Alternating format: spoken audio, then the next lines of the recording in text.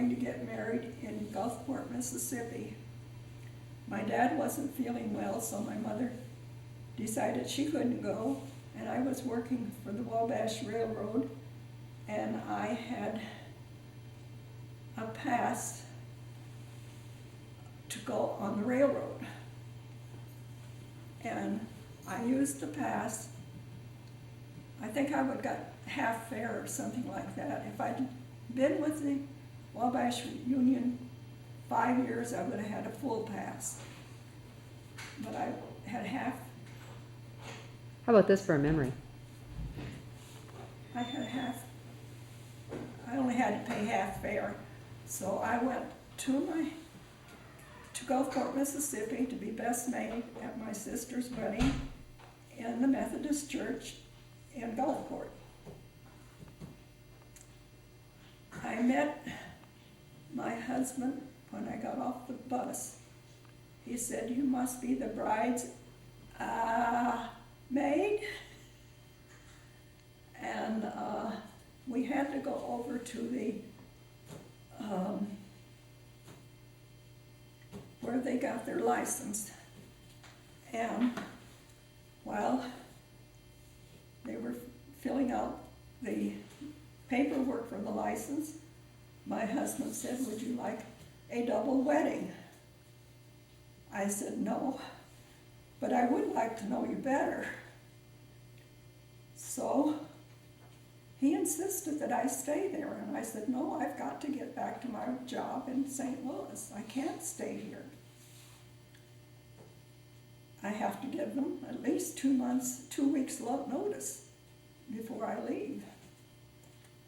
So actually it was 2 months later before we were married at my parents' home in Gillespie, Illinois. Now, he didn't own a car.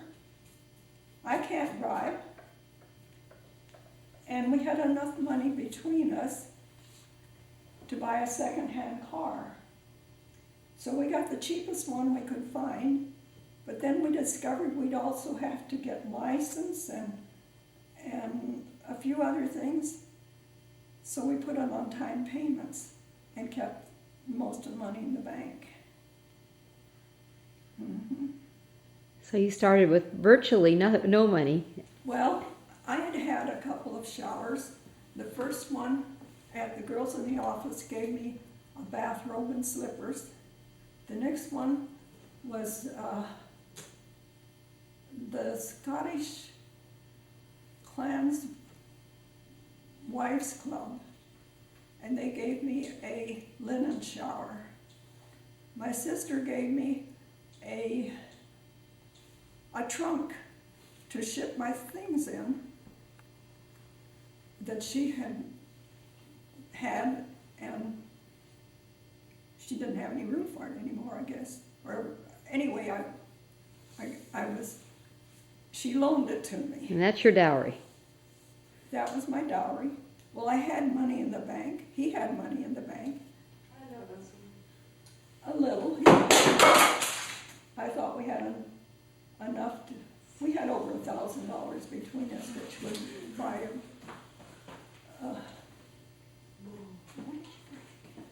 So we went to New Orleans for our honeymoon, and then we had this 2-bedroom apartment which he had paid for, and we had the use of the bathroom, and the people across the hall had the use of the bathroom. They had a little girl, so she was home with her little girl. And the first job I got there was with the Base Exchange in their offices. They had a separate building for the bathroom, and when it rained, we had to take off our shoes and wade to the other building if we wanted to go to the bathroom.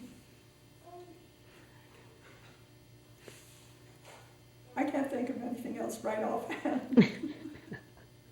We waited a couple of years before Robert was born. And we were able to buy a brand new car right off the assembly line, one of the first ones. But we had to pay cash, and we had to accept what they gave us for our old beat-up car that we had been pouring money into. Where was Robert born? Washington, D.C. We were moving a lot.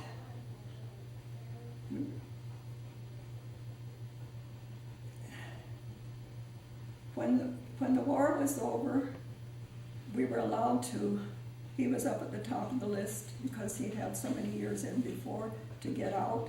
He got mad at one of the lieutenants.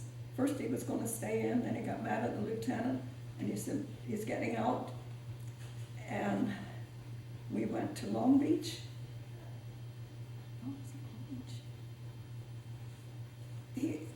And then I got a job in Bufham's office, and he was supposed to get a job with Tiger Airlines, which were just starting, and repairing aircraft when they came into the airport, making sure they were ready to fly out again. Well, the job didn't appear right away. Tiger Airlines weren't quite ready to open yet, so they put him to work for Union Oil at a filling station. And men don't like their wives to make more money than they do. So a guy came in the filling station, and he had just retired with $29 a month from Union Oil. And the Air Force was offering more money if you put in 20 years, or 30 years with even more. But they were looking for people that had experience, and they would give them one rank down, but they gave him his full rank back. When he went back to, he enlisted in Marshfield, and we were sent to, I think it was near Great Lakes. It was in northern Illinois.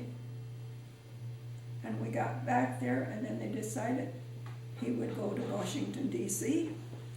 So we were on the move. Now that's not where Robert was born then. No, the kids had been around now at this point, right?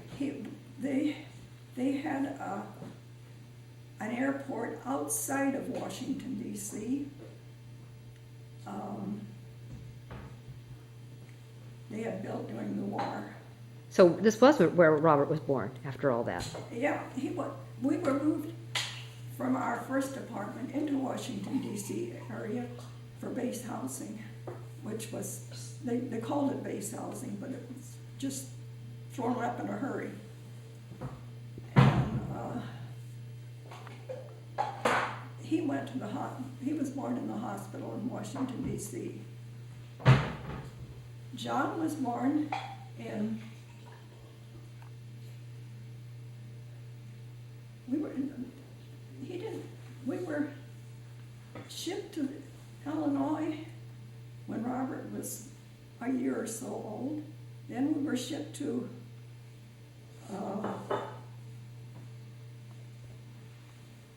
what's the state just south of Colorado?